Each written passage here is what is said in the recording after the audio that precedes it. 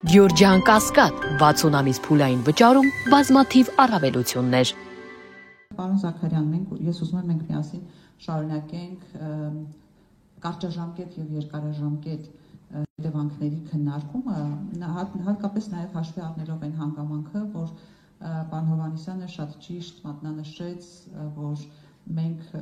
իրականում ոչ թե խաղաղության, այլ չպատերազմի վիճակում ենք գտնվում եւ երևի թե դրա վկայություններից մեկն էլ առաջիկա զորահանդեսն է, որին պատրաստվում է Ադրբեջանը, ինչ ենք մենք դրան հակադրում, կամ հակադրում ենք արդյոք որևէ բան։ Շնորհակալություն, պարոն Հովհաննիսյանի մի միտքը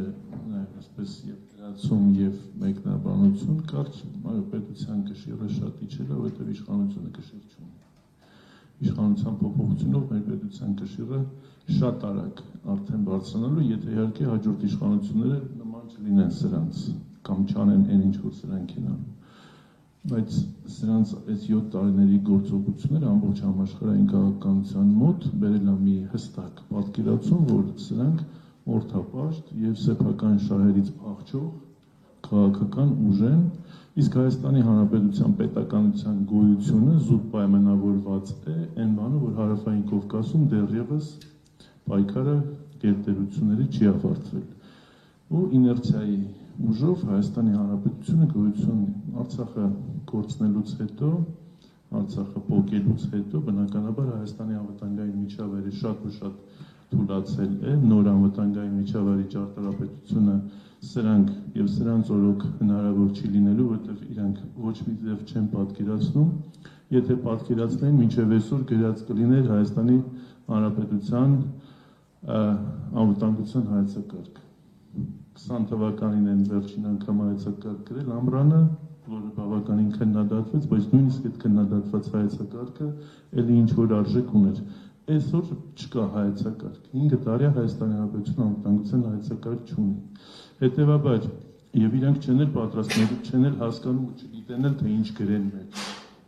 Ով է Հայաստանի հավանական հակառակորդը, զինված ուժերի առջև դրված խնդիրները որոնք են լինելու, ումից պետք է պաշտպանվի եւ պետք է պաշտպանվի,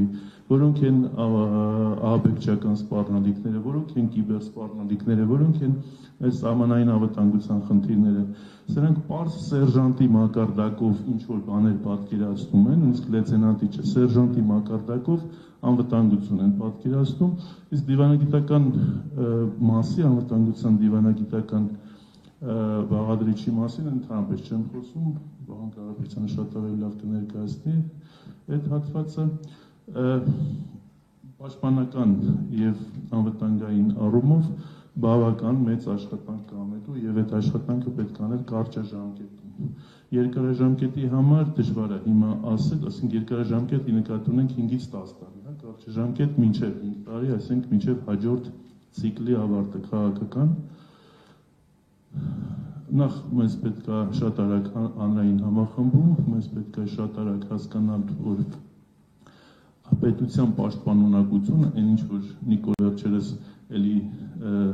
տգիտությունի ցույց դնելով ասում է, որ մենք պետք է մարդունակ բառը փոխենք պաշտպանունակ բառի, առանց հասկանալու, որ մարդունակը վերաբերում է բանակին, պաշտպանունակը վերաբերում է պետությանին։ Երկու տարբեր բան են։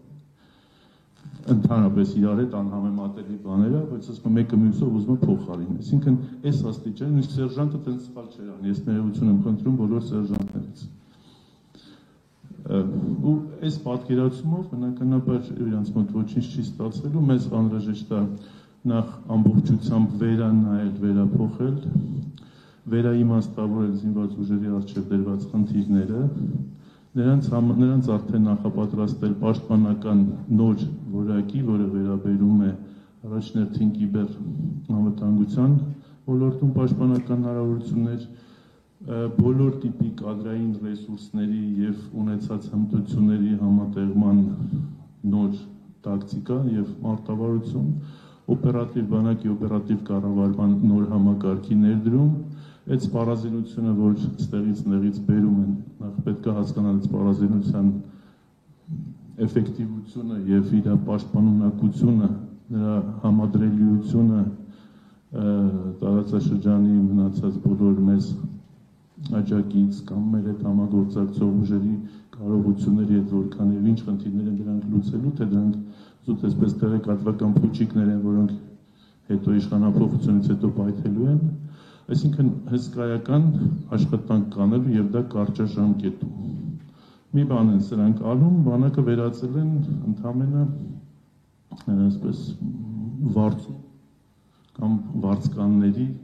փողով աչափում են, այսինքն այս բանակից խոսում են, ասում են այսքան աշխատավարձ, բանակից խոսում են այսքան, շատ լավ հարցի լուծումն է։ Ինչու՞, որովհետև նորից անդրադառնամ առաջին մասովի խոսքին, որ ամենասկզբից այս իշխանությունը չունի այլևս որևէ ռեսուրս միջազգային անընդհատ փոփոխվող զարգացումների մեջ սեփական շահերի հետևից գնալու կարողություն։ Իրանք քննարկվում են Հայաստանի մասին խնդիրները քննարկվում են առանց Հայաստանի։ Հայաստանին հրավիրում է մի այդտեղ, որտեղ ստորագրելու բան։ Մնացած բոլոր խնդիրները քննարկվում։ Լսեք բոլոր միջազգային վերլուծաբաններին, միջազգային այսպես ռեգիոնալ եւ համաշխարհային քաղաքականության մասին ակտիվ գրող եւ խոսող տարբեր աղբյուրներ, հայտնի վերլուծական կենտրոններ, ինչ են գրում Հայաստանի մասին։ Ինչ որ գրում են ամբողջ կոնտեքստը, ողբերգությունը եւ ուղղակի անհավատալի, որ մենք այս աստիճանի մեր ինքնությունը, մեր անկախությունը, մեր սուբյեկտայնությունը այս աստիճանի վտանգված ու վնասված կլինի։ Համարեք, որ մենք միջազգային մասշտաբով իշխանություն չունենք եւ իրանց հիշում են այն ժամանակ, երբ որ պետք է իրանցից ինչ-որ բան ստանալ։ Այլ պարագայում իրանք տեղական նշանակության, ասենք քաղաքապետը կամ վարչապետը նույն բանն է միջազգային հանրության համար։ Իրանց ասում են գնացեք ձեր ներքին խնդիրներով զբաղվեք, այո, ընդդիմությանը ճնշեք, բայց գնացեք ճնշեք, խնդիր չկա, որովհետև դուք պետք եք, որովհետև էլի է գալու ենք ձեզ տանենք, ասենք, այս ինչ բաներ ստորագրեք, այս ինչ բաներ արեք, գնացեք ձեր ժողովրդին այս ինչ հարցումներ խաբեք, որովհետև Հարավային Կովկասի վերաբերյալ դեռևս գործնական որոշում չունենք։ Իսկ Ադրբեջանն ու Թուրքիան չեն սպասում եւ վերջերս Գաբալայում տեղի ունեցած թուրքական պետությունների բազմակերպության հերթական նիստի դեկլարացիայի մեջ էլ հստակ գրած էր իրանց նպատակները։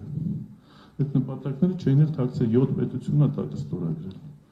Մեջ գրած Զանգեզուրի միջանցք։